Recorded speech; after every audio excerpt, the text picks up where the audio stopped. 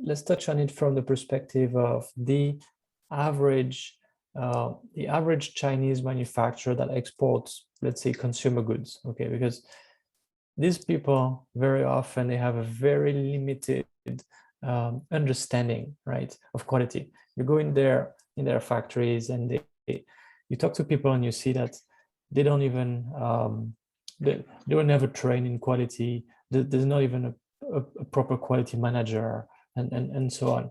And then you try to talk to top management and they don't understand anything about this. They're like, what, I just see money coming in, money coming out, what is he talking about? So what is the role of the customer with a relatively unsophisticated manufacturer? Maybe Max, do you want to touch on that? I mean, first, what are the basics, right? You need to explain what you need to receive, what you can accept, and things like that, right? Okay, so from my experience, having worked in China, I think one of the considerations that any company has that is buying parts or components or sub-assemblies or whatever that is from China is that the Chinese people have a different view on quality. Their outlook on quality, their acceptability of quality is perhaps different from ours.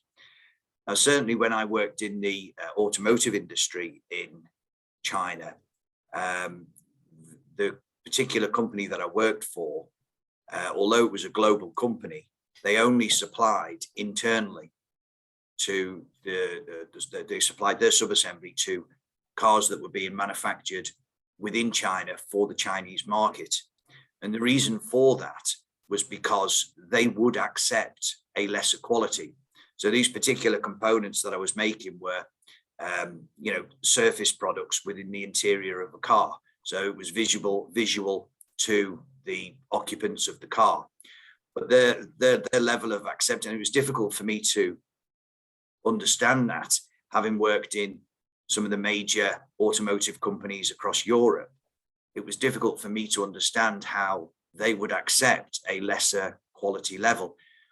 But that's a cultural thing, and we're not necessarily going to change that. And there's nothing necessarily wrong with that, because the cost against rework in those components, the dies, the stamp, or whatever that is, versus what their acceptable level is. So what I'm saying, the point that I'm getting to there is there's a difference between their internal market and what they are supplying outside of their country.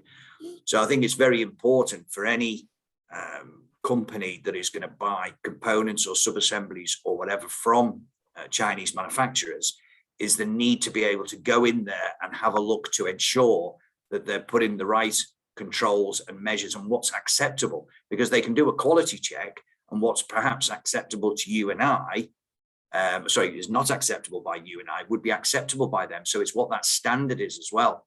So it's the standard of what we accept as say in Europe, for example, is quite different from what they would accept, because this particular organization I was working for were supplying parts into a well-known German brand, but it was only for the internal market. They were being made in China and they were only for the internal market.